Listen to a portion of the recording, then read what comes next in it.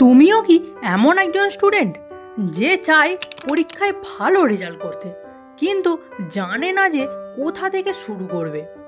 তুমিও কি দিন রাত পড়েও মনের মতো নাম্বার পাচ্ছ না? নাকি পড়তে পড়তে বারবার মনে হচ্ছে না, আমার দ্বারা আর হবে না? তাহলে এই ভিডিওটা তোমার জন্যই। এই ভিডিওটা আমি দুটি ভাগে ভাগ করেছি। একটি পার্টে আমি বলবো ঠিক কী কী কারণের জন্য তোমাদের রেজাল্ট খারাপ হয়, আর একটি পার্টে আমি বলবো ঠিক কিভাবে তোমরা একটা ভালো রেজাল্ট করতে পারবে। আমি এই দুটো পার্টেরই 3টি করে টিপস শেয়ার করব। 3 নম্বর টিপসটি তোমাদের অবশ্যই দেখা উচিত। তো চলো আগে আমরা দেখে নিই ঠিক কী কী কারণের জন্য রেজাল্ট খারাপ হয়। Number 1, reading. অনেক স্টুডেন্ট আছে যারা একদিন 6 ঘন্টা ধরে পড়লো, কিন্তু পরের 2 দিন 0। এটা কোনো স্মার্ট স্ট্র্যাটেজি না। তোমরা একটা রুটিন বানাও এবং প্রতিদিন একটা নির্দিষ্ট সময় করে পড়তে বসার চেষ্টা করো। আমি তোমাদের এটা বলছি না যে ঘন্টার পর ঘন্টা ধরে পড়তে হবে। প্রতিদিন 2 ঘন্টা পড়তে চাও তাই চলবে, তবে প্রতিদিন সময় করে ওই 2 ঘন্টা কিন্তু মন দিয়ে পড়তে হবে। Number 2, only memorisation not understanding.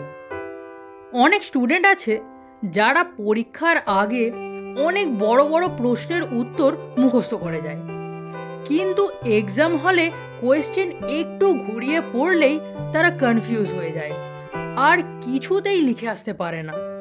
তাই শুধু চোখ বন্ধ করে মুখস্থ না করে বরং পড়াটাকে ভালো করে বুঝে পড়ো। কারণ দেখো, একটু মনোযোগ দিয়ে বুঝে পড়লে পরীক্ষার প্রশ্ন যতই ঘুরিয়ে আসুক না কেন তুমি ঠিকই লিখে আসতে পারবে। তো চলো এবার আসা যাক খুব গুরুত্বপূর্ণ একটা পয়েন্টে। Number 3, no revision system. পরীক্ষায় কম নম্বর পাওয়ার একটা বড় কারণই হলো রিভিশন না করা। তোমরা হয়তো অনেকেই আছো যারা পরীক্ষার আগে পুরো বই পড়ে গিয়েও পরীক্ষায় সব উত্তর ঠিকঠাকভাবে লিখে আসতে পারে না। আর তাই এখন থেকেই তোমরা রিভিশনটাকে তোমাদের রুটিনে অ্যাড করো। যে কোনো পড়া শুধু একবার পড়ে না রেখে সেটিকে কিছুদিন ছাড়া ছাড়া রিভিশন করো।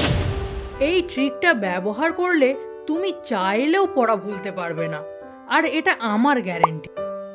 তোমাদের সাথে আলোচনা করলাম ঠিক কী কী কারণের জন্য তোমাদের রেজাল্ট খারাপ হয়। ভিডিওটা এই পার্ট পর্যন্ত যদি কারো কোনো কনফিউশন থেকে থাকে তবে অবশ্যই কমেন্টে জানিও। তো চলো এবার দেখে নিই রেজাল্ট ভালো করার পদ্ধতি। Number 1, smart study starts with simple routine.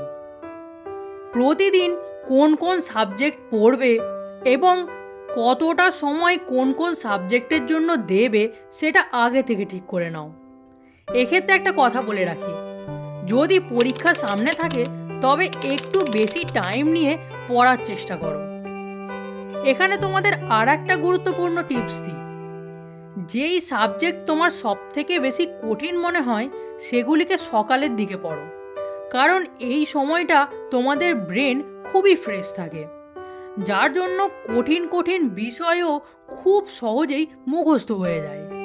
Number 2, break large topic into micro goals. আজ আমি হিস্ট্রির এই চ্যাপ্টারটা পড়ে ফেলবো, এই টার্গেটটা কিন্তু ভুল। বরং এর বদলে বলো, আজ শুধু এই কনসেপ্টটা বুঝবো। কারণ একবারে একটা চ্যাপ্টার পড়ে পুরো বুঝতে গেলে পড়াটা গুলিয়ে যাওয়ার সম্ভাবনা কিন্তু খুব বেশি। তাই পড়াটাকে ছোট ছোট পার্টে ভাগ করে শেষ করার চেষ্টা করো। একটা কথা মাথায় রেখো, a simple success everyday is equal to big result later. চলো এবার আমরা দেখে নিই আজকের ভিডিওর শেষ এবং সব থেকে গুরুত্বপূর্ণ point. Number 3, active recall plus spaced repetition. Active recall মানে হলো নিজেকে প্রশ্ন করে উত্তর দেওয়া। যেমন মনে করো কোনো একটা সাবজেক্টের 10টি প্রশ্নের উত্তর তুমি মুখস্থ করলে এবং তারপরে বই বন্ধ করে নিজেকেই নিজে ওই প্রশ্নগুলি করো এবং সেই প্রশ্নের উত্তরগুলো নিজেই দেওয়ার চেষ্টা করো। স্পেসিভ রিপিটেশন মানে হলো আজকে যা পড়েছো সেটা 2 দিন পর এবং 4 দিন পর আবার রিভিশন করা। এইভাবে পড়লে মস্তিষ্ক জিনিস ধরে রাখতে পারে দীর্ঘদিন। তো ভিডিওটি তোমাদের কেমন লাগলো অবশ্যই জানিও। যদি ভালো লেগে থাকে তবে প্লিজ একটি লাইক করে দিও এবং এই ধরনের স্টাডি বুস্টার ভিডিও দেখার জন্য চ্যানেলটিকে সাবস্ক্রাইব করে নিও। চলো এবার দেখা হচ্ছে পরবর্তী ভিডিওতে।